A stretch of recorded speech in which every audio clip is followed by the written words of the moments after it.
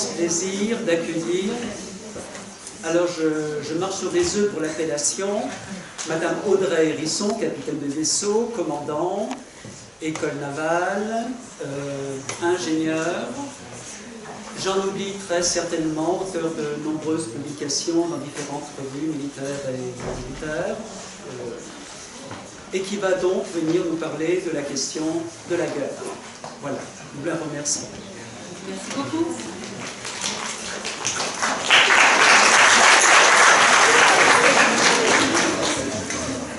Donc à moi de remercier Bruno Hubert de m'avoir invité à venir vous présenter une petite partie de mes travaux de thèse de philosophie. Ma thèse s'intitule « Penser la guerre ». Deleuze, Derrida et Foucault, et vous allez voir dans mes propos que je vais beaucoup parler de Michel Foucault, philosophe du XXe siècle, et également un petit peu de Jacques Derrida et Quentin-Gilles Deleuze. J'en parlerai pas pour différentes raisons.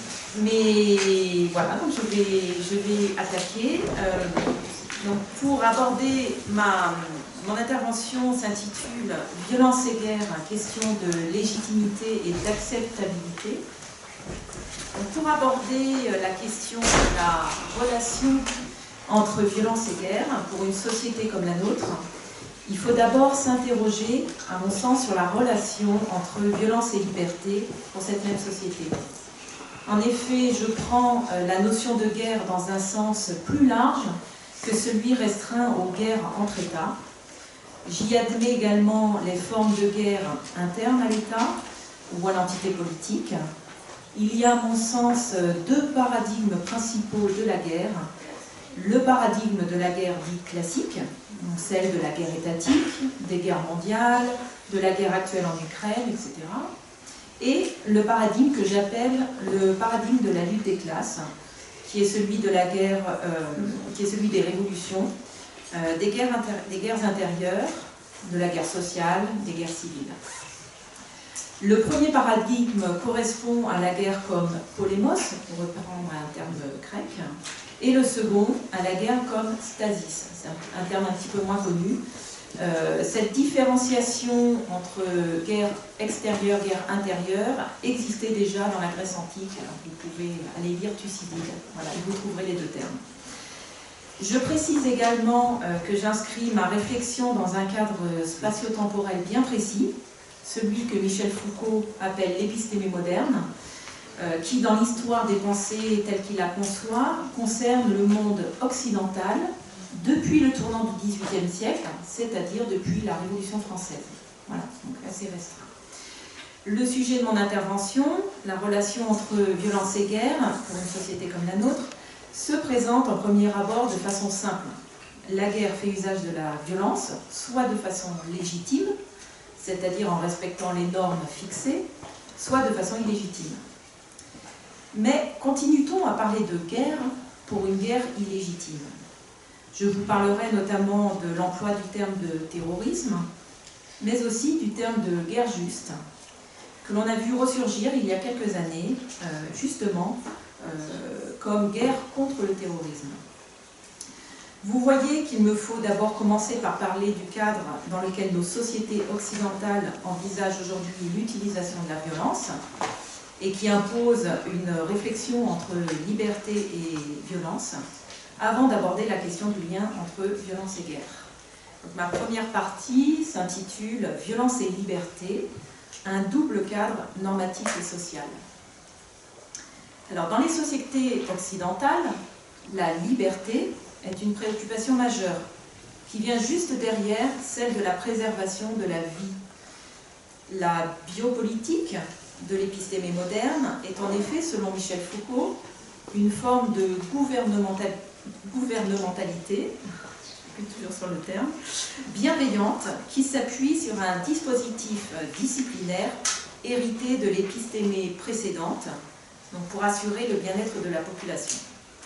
Bien-être qui est la vie elle-même, érigée en quasi-transcendance.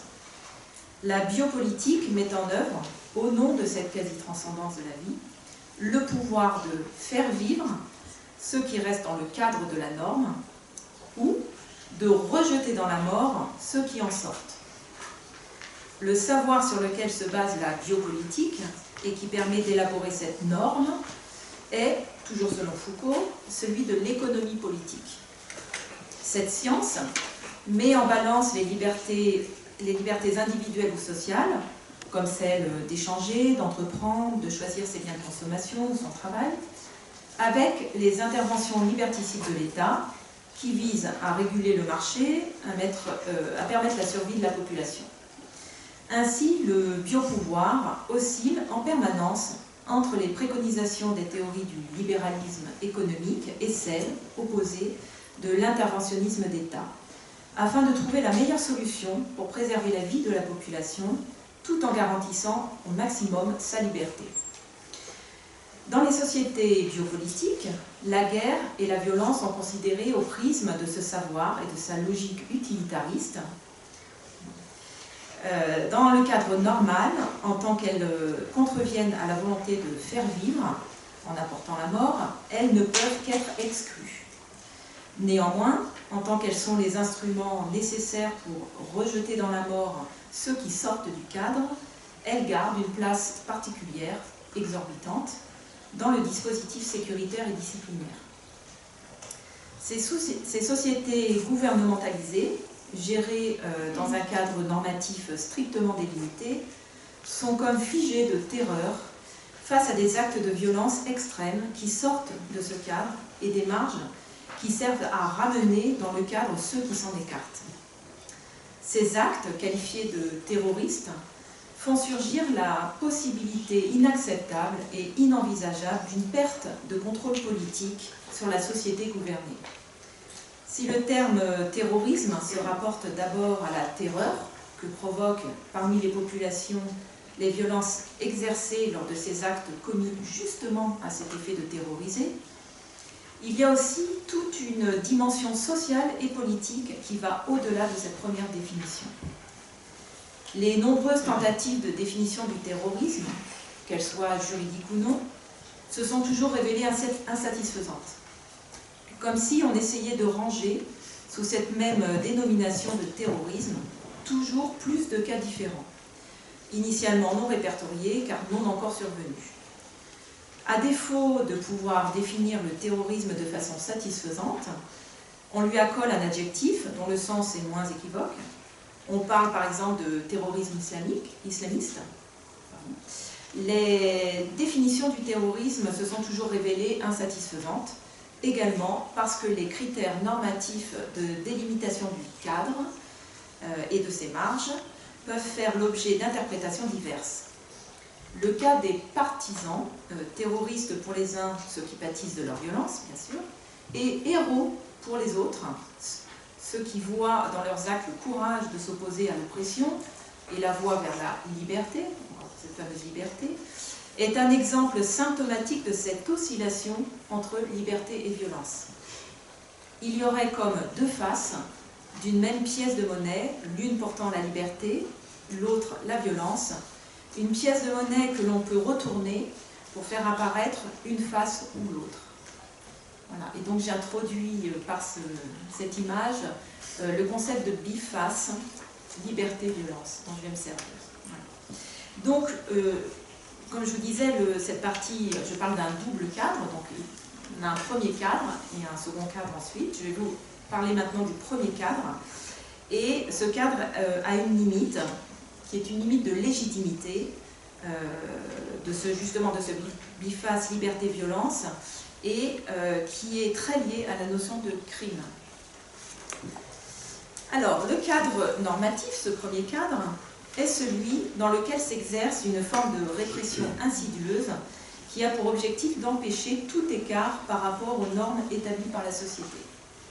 La société que décrit Foucault est la société occidentale qui, depuis le début du XIXe siècle, on l'a dit, est devenue, selon lui, une société normalisatrice, société dans laquelle la norme, qui joue le rôle que jouait la loi auparavant, est à la fois une norme disciplinaire et une norme assurantielle ou régulatrice. Le croisement des dispositifs de discipline et de régulation fait apparaître un nouveau pouvoir, celui de la norme, que Foucault appelle le biopouvoir, et qui vient se substituer aux autres pouvoirs historiques, qui étaient ceux de la loi, ceux de la parole et du texte, ceux de la tradition. Donc le biopouvoir fait prendre en compte par un système normatif ce qui était du ressort du système juridique de la loi. Auparavant, la société était centrée sur la défense du pouvoir souverain et la loi désignait ceux contre lesquels il fallait le défendre, c'est-à-dire les criminels.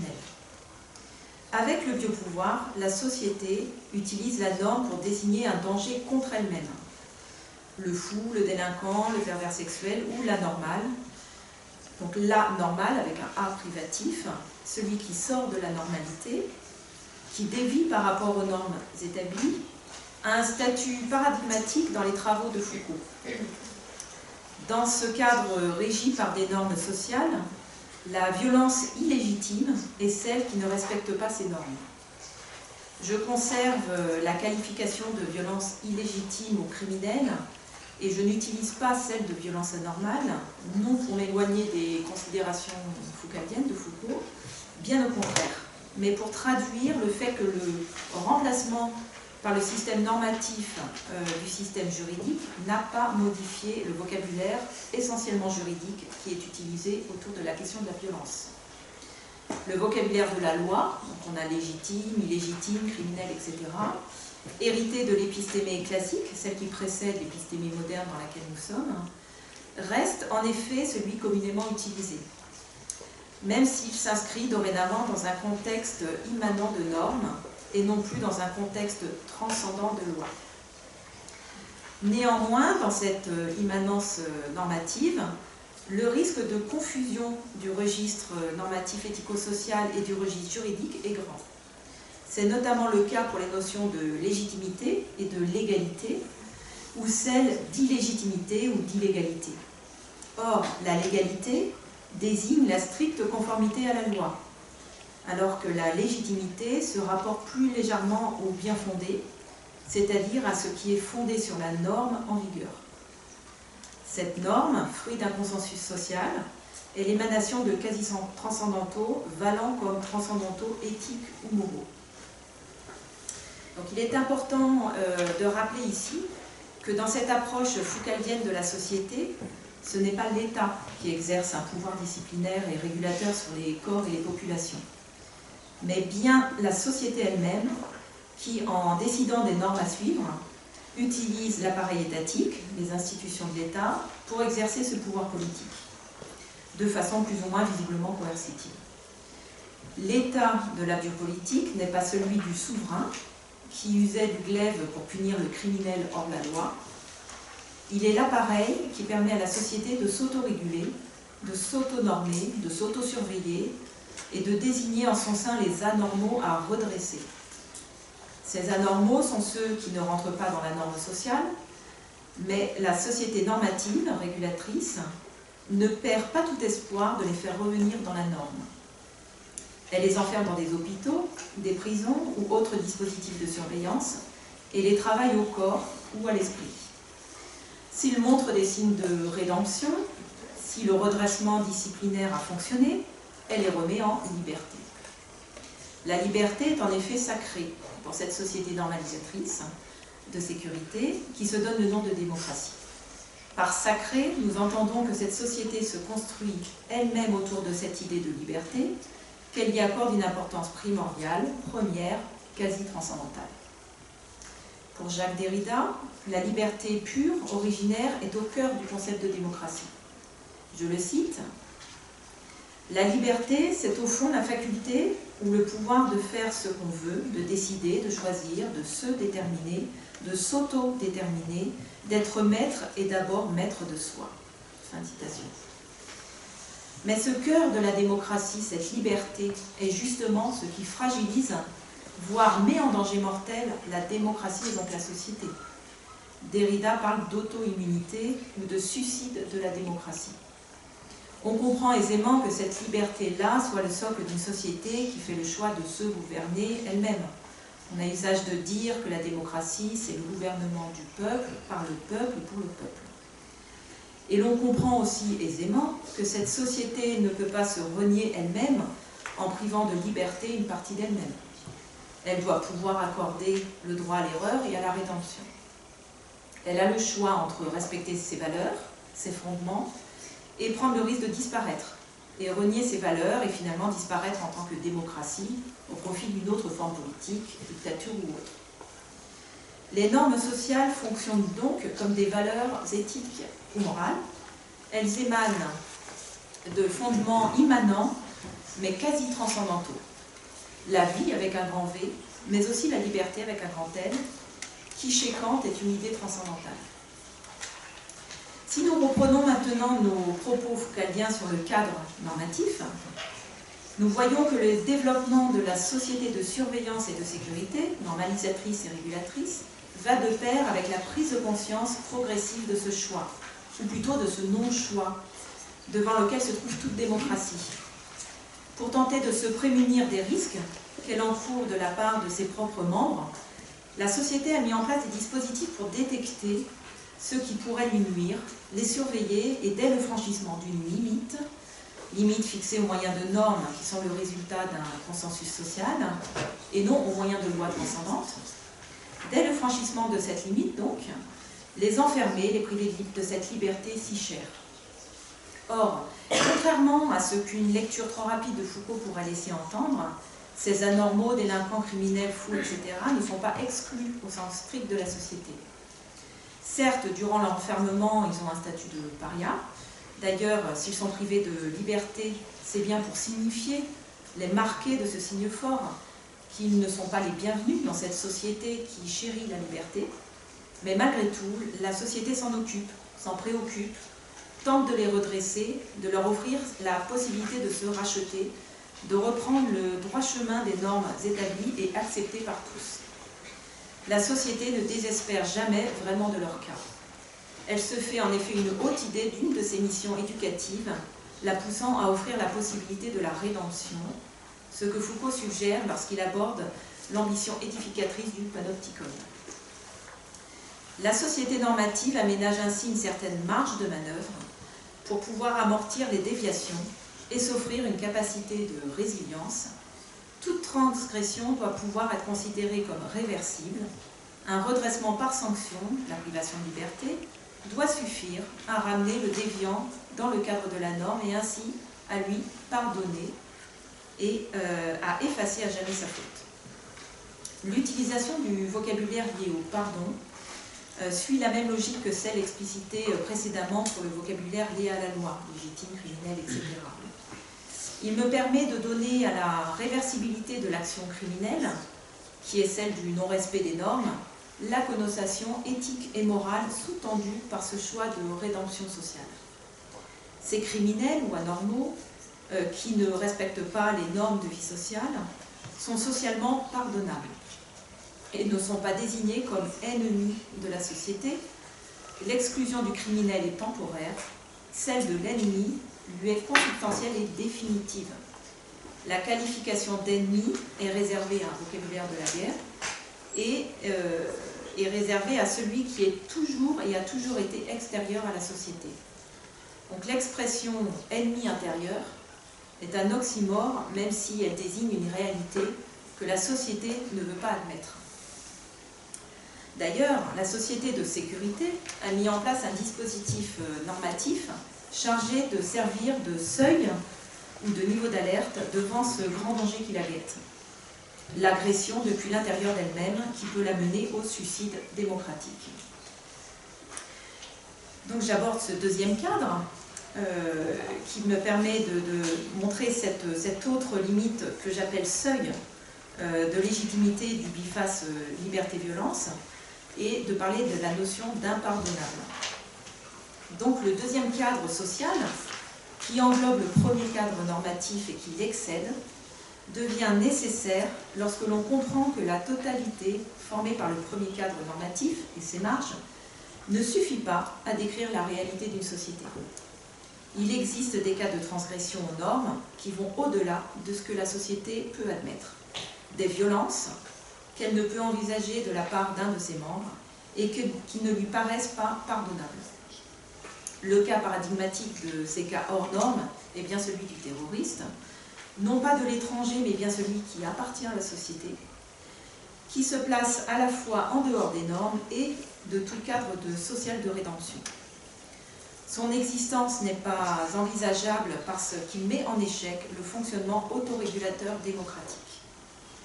Il n'est pas prévu qu'une société bienveillante, capable de se gouverner elle-même, puisse voir s'élever des violences anormales en son sein et à son encontre, des violences autres que celles communément considérées comme endémiques et qui ne menacent pas sa capacité de résilience. Toute la difficulté tient dans la définition du seuil, à partir duquel la société perçoit une violence comme inconcevable. Et ce n'est pas seulement une question de niveau ou d'intensité de violence, mais aussi, nous le voyons avec le cas de l'indistinction fréquente entre partisans et terroristes, j'en ai parlé, de la finalité de l'action et du positionnement stratégique et politique. Ce seuil est une ligne extrême, un point de non-retour, une sortie définitive de toute possibilité de vivre ensemble. La violence dite terroriste est alors celle qui, dans les discours politiques, revêt les habits de la violence impardonnable, de la violence radicale ou absolue. La notion de terrorisme a cette fonction performative de désigner ce qui peut faire l'objet d'un traitement social normal, ce qui ne peut faire, ce qui doit répondre de solutions d'exception aux normes démocratiques. Par exemple, lorsque le criminel de droit commun garde sa nationalité, la société se pose la question de la déchéance de nationalité pour un terroriste. Lorsqu'un terroriste est emprisonné, de la même façon que peut l'être un criminel, et qu'il doit sortir de prison, se pose également la question de savoir comment justifier la nécessité de continuer à le surveiller. Décision exorbitante du droit commun. Montrant par là que l'on ne croit pas à une rédemption possible du terroriste. La situation d'exception fait réapparaître en plein cœur de la société ce qu'elle cherche à rejeter.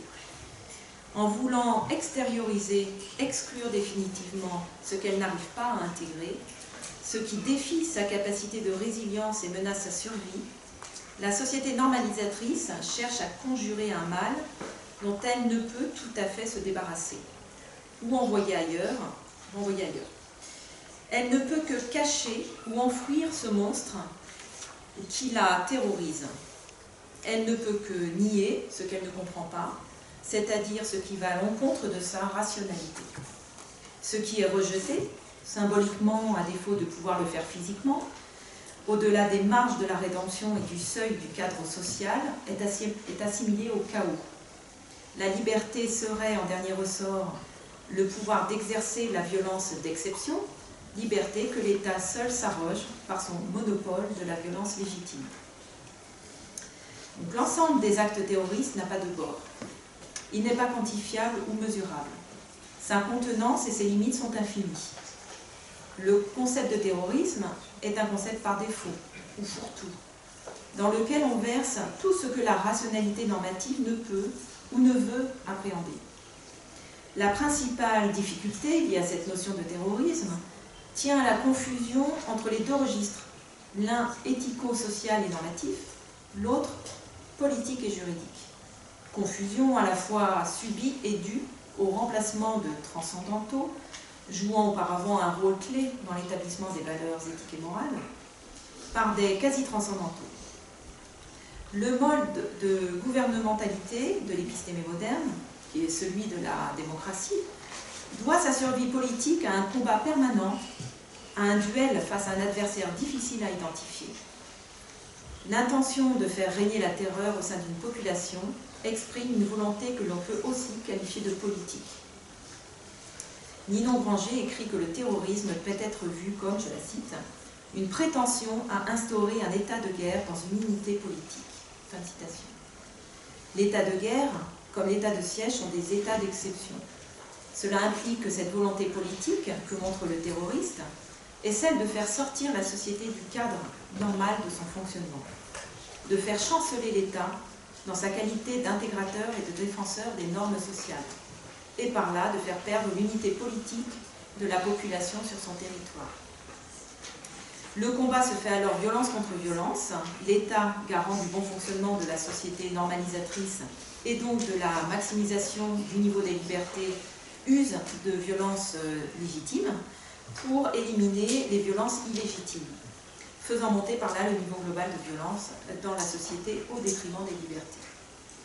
En positionnant notre regard du côté adverse, ce duel à portée politique peut être aussi perçu comme celui de partisans contre un gouvernement qu'ils veulent renverser ou comme celui d'anarchistes contre toute forme d'autorité politique.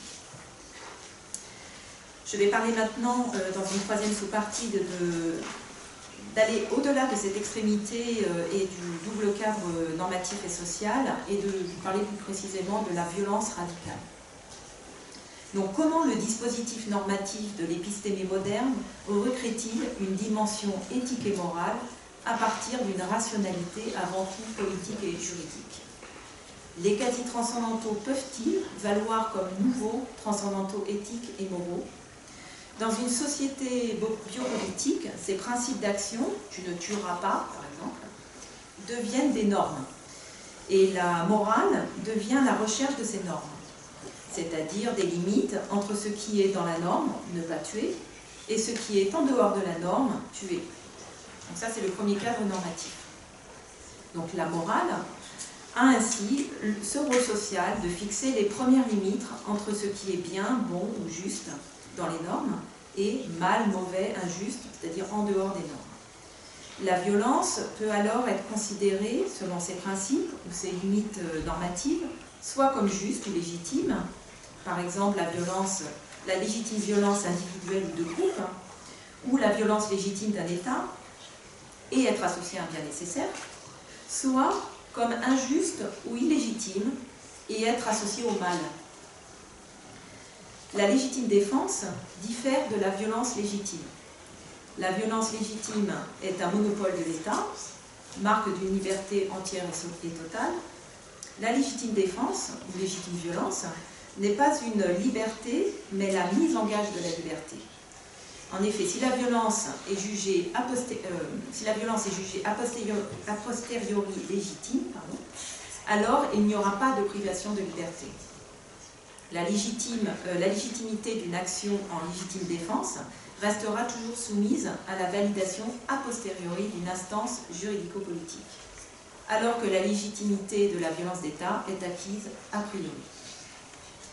L'éthique, maintenant, comme métamorale ou fondement des principes moraux, se voit ensuite attribuer, dans la société normalisatrice, le rôle social de fonder les normes et de fournir les valeurs à partir desquelles fixer les limites du cadre normatif.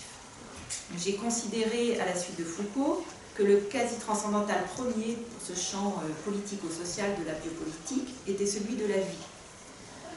En fait, Foucault donne trois quasi-transcendantaux majeurs pour l'épistémé moderne: la vie, le travail et le langage. J'ai aussi qualifié de quasi-transcendantale la liberté, idée transcendantale chez Kant.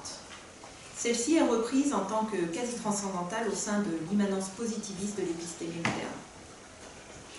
Mais la liberté vient en second, après la vie, dans la hiérarchie des valeurs fondamentales de cette société. La préservation de la vie, la sécurité de la population, passe avant la préservation des libertés.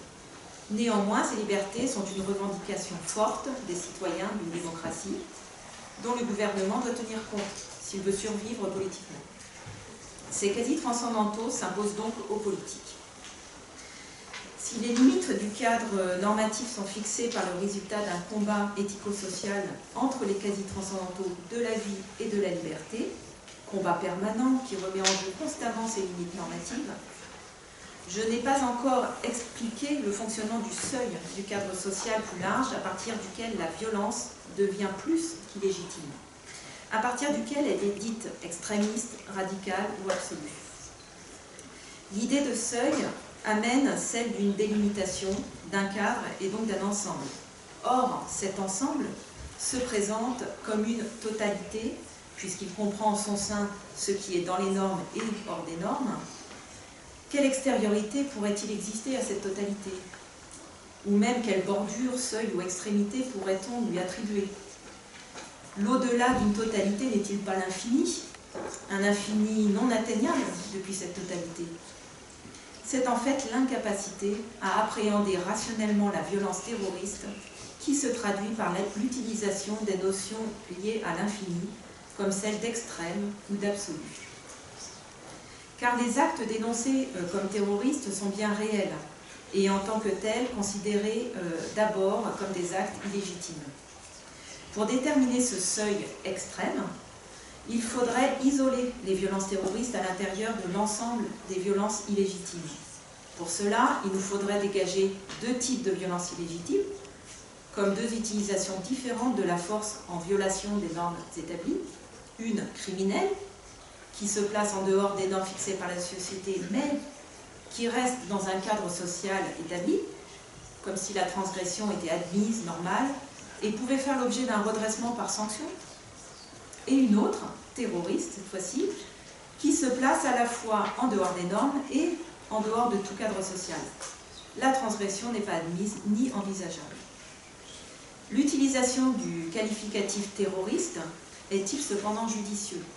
En effet, nous avons évoqué la difficulté qu'il y avait à trouver une définition consensuelle du terrorisme. Qualifier ces violences de terroristes n'aiderait pas à clarifier les contours de cet ensemble. De plus, ce terme, en tant qu'il est censé subsumer tous les cas de violence illégitime, qui ne peuvent être considérés comme en deçà du seuil, serait plutôt un qualificatif par défaut.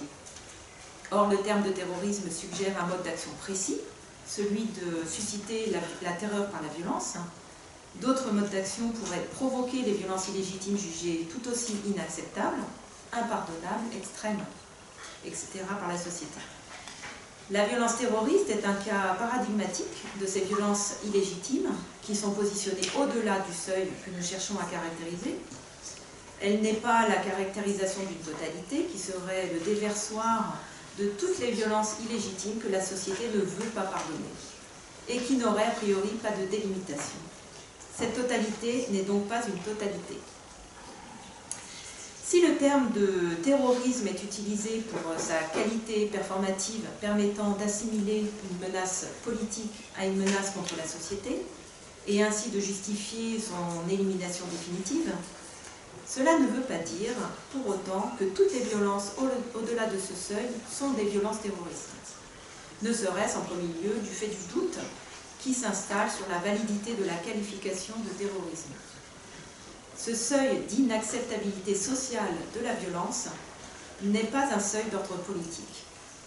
Dès lors, est-il d'ordre moral et son fondement d'ordre éthique, de la même façon que pour les limites du cadre normatif?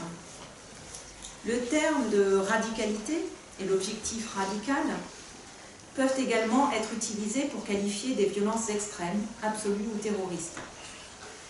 Il pourrait permettre de se défaire de la connotation trop politique du terme de terroriste et de terrorisme. Le mot terreur suggère en effet une peur qui va au-delà d'une peur normale, la peur d'un mal qui est au-delà du mal, d'un mal radical. L'étymologie du terme radical, relatif à la racine, à l'essence de quelque chose, ouvre vers deux sens différents.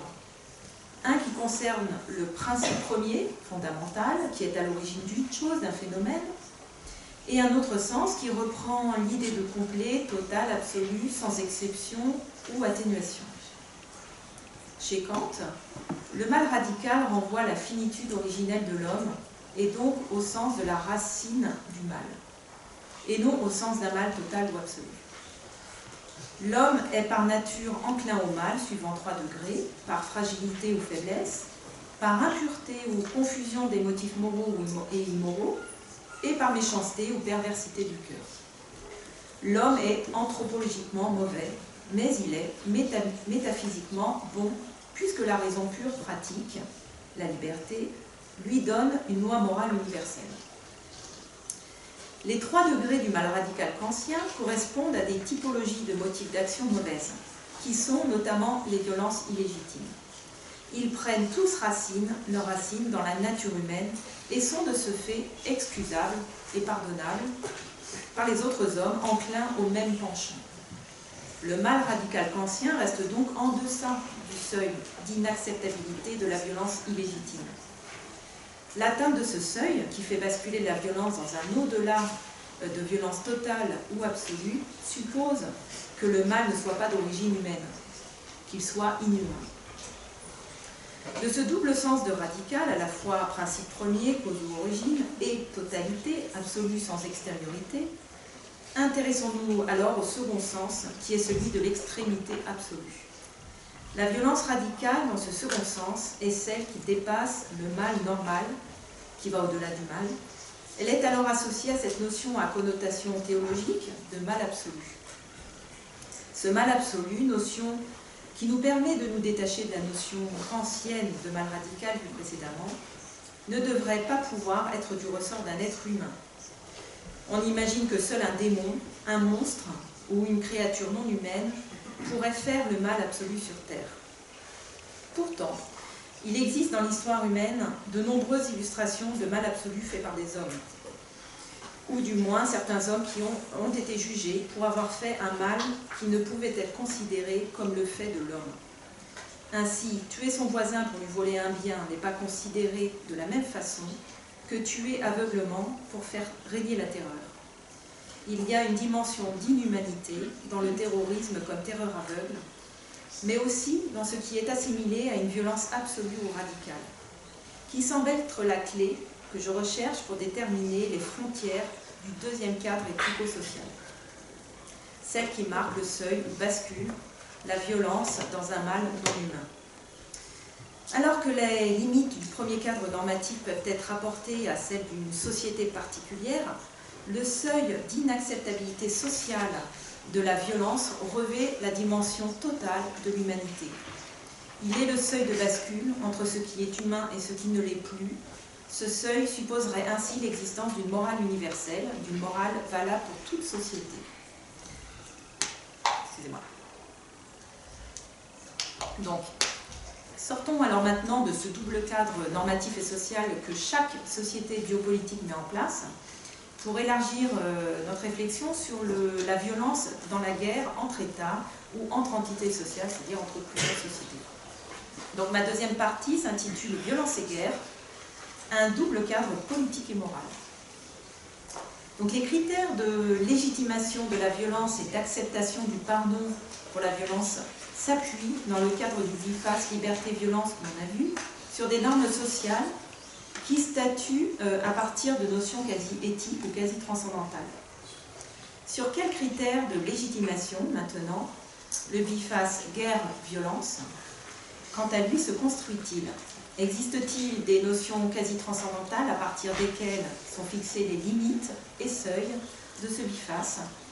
À partir de quand bascule-t-on de la guerre à la violence pure? Quel rôle peut jouer la justice, avec un grand J, en tant que notion quasi transcendantale, sachant que la guerre juste est une guerre qui se veut légitime? Donc je vais d'abord parler du premier cadre, et des limites de légitimité du BIFAS guerre-violence et de la notion de guerre juste. Qu'est-ce qu'une guerre juste? Une guerre éthique et morale existe-t-elle? La guerre peut-elle être une réponse conditionnelle à une quête inconditionnelle comme celle de justice? Pour Carl Schmitt, le retour de la guerre juste est comme une régression dans l'ère médiévale. Un recul en deçà de l'ère moderne qui a vu le progrès de l'État de Hobbes.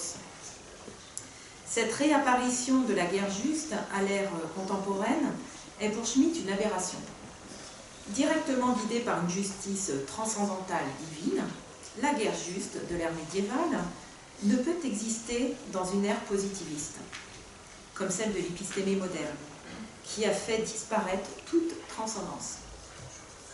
Avec le concept de guerre juste, la guerre peut, à défaut d'être légale et de respecter les règles de droit établies, être légitimée par un principe supérieur de justice qui se présente comme éthique et morale, mais qui n'est que politique.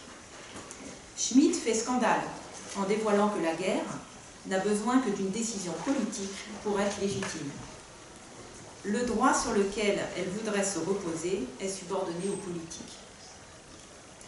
Une société biopolitique, qui se veut bienveillante et interdit la violence et la guerre, ne peut pas admettre ce que révèle la théorie schmittienne.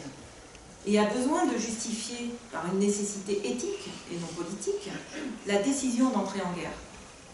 C'est pourquoi la formule de guerre juste semble idéale, à tel point que son utilisation fréquente lui a fait perdre son caractère d'oxymore.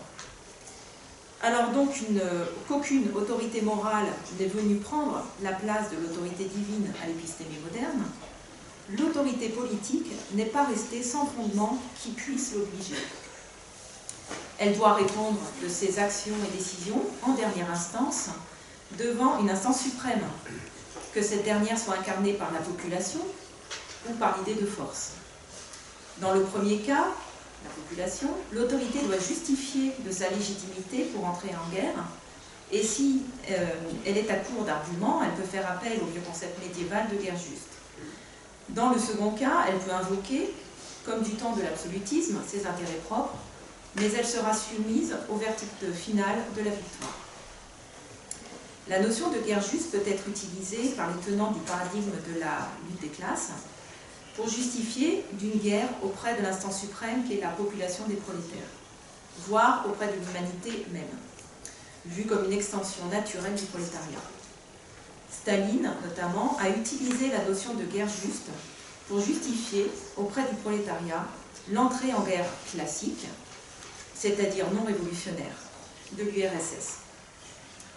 Même si cette guerre reprend le schéma de la guerre d'État contre État, elle se disait juste, car elle visait à défendre l'idéal révolutionnaire et le prolétaire contre l'agression et l'asservissement nazi. Mao a aussi utilisé la notion de guerre juste, mais cette fois-ci pour justifier auprès de l'humanité tout entière du bien fondé de la guerre révolutionnaire.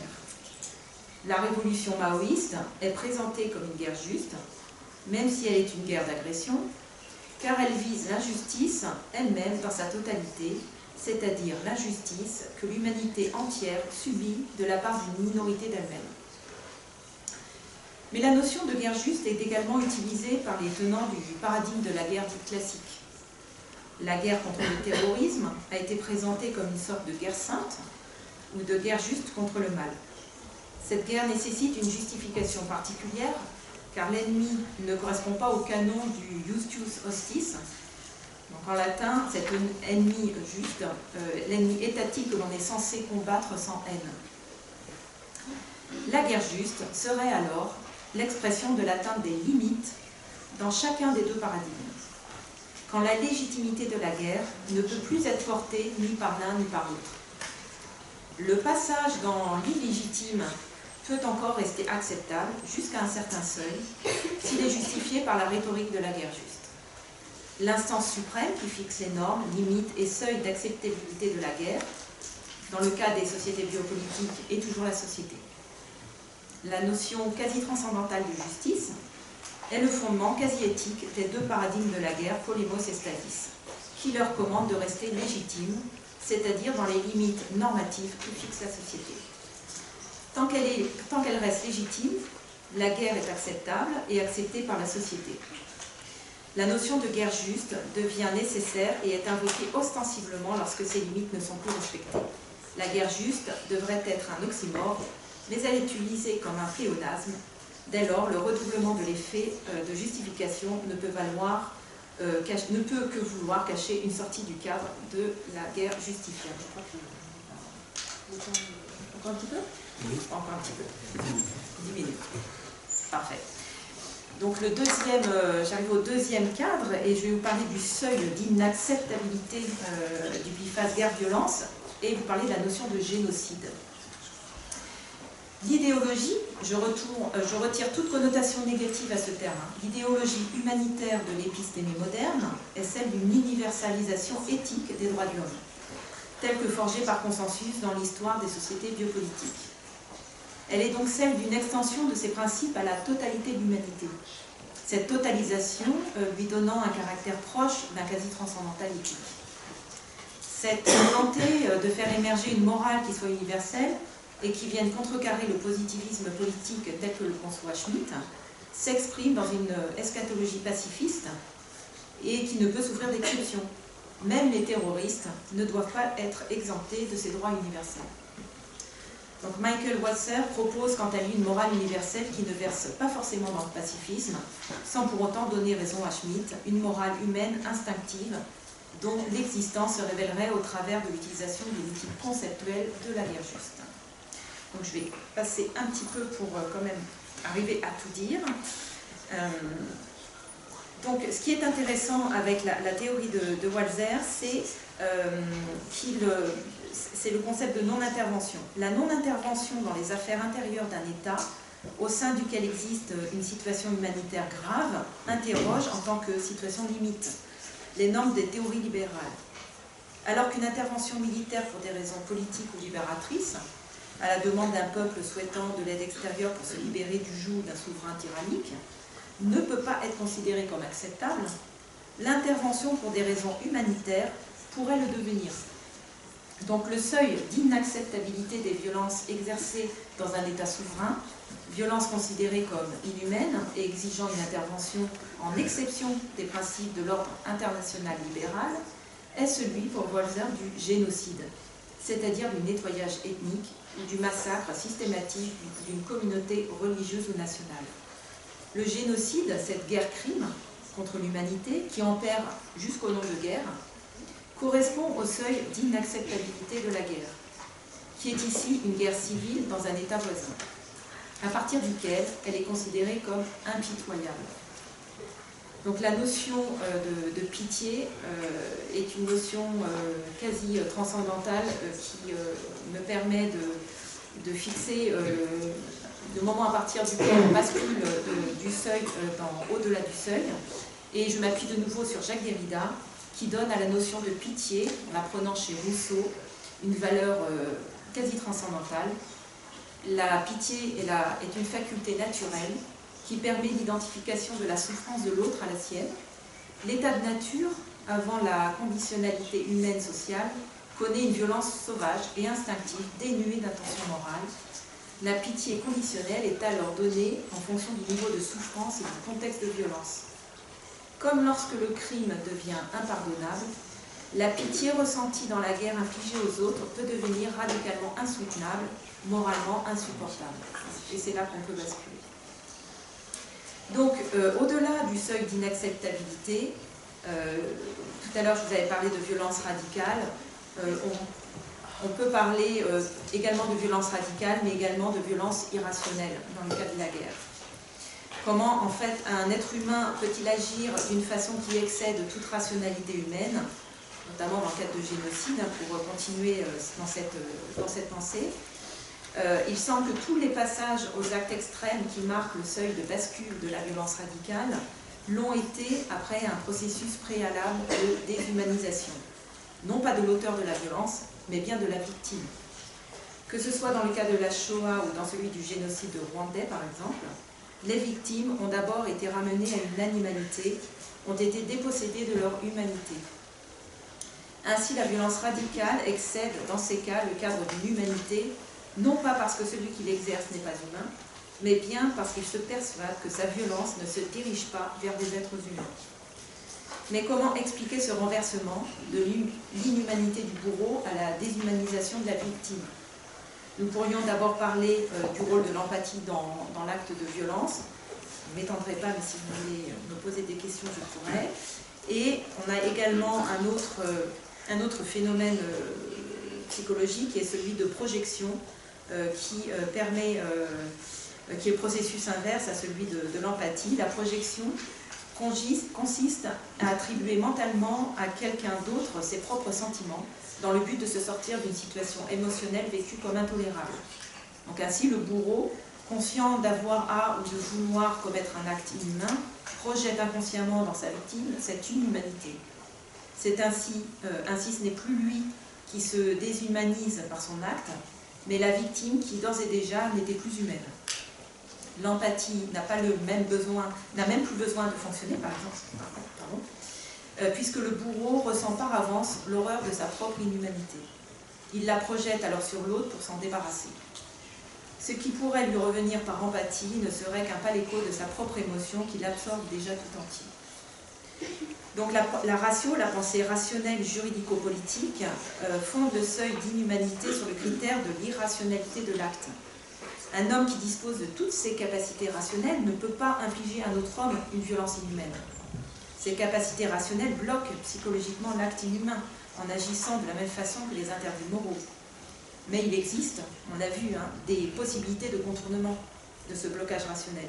Des processus psychologiques qui sont des mécanismes rationnels de préservation qui rendent la violence radicale possible et permettent de passer ce seuil d'inhumanité tout en étant bien un être humain. Dès lors, la ratio décide qu'elle a affaire à un non-humain, elle s'autorise à passer le seuil.